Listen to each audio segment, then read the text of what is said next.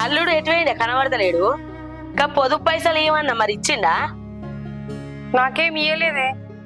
అగో ఇలా కట్టేది ఉన్నదని చెప్పని చెప్తే ఇంకా లచ్చక్కకి ఇచ్చి రావాలని చెప్తే ఇచ్చిపోలేదా నీకు?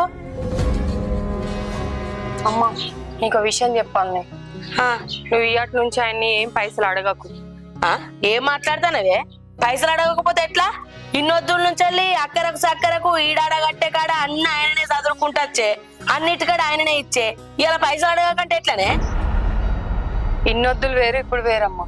మేము భూమి కొంటున్నాం, దానికి మాకే పైసలు మస్తు కావాలి. అందుకే ఇప్పటి నుంచి ఆయన పైసలు అడగకు నువ్వు. ఏంది భూమి కొంటాండా? మరి గిన్ని రోజులైనా కూడా ఏ ముచ్చట నాకు చెప్పకపాయే? నేనేమో ఏ ముచ్చట ఉన్నా కూడా నా అల్లుడైనా కొడుకైనా ఒక్కటైనా అన్ని ముచ్చట్లు చెప్తా. ఇంత పెద్ద ముచ్చట నాకు చెప్పకుంటున్నాడేంది? మేము ఎప్పటి నుంచో అనుకుంటలేమే, ఈ మధ్యనే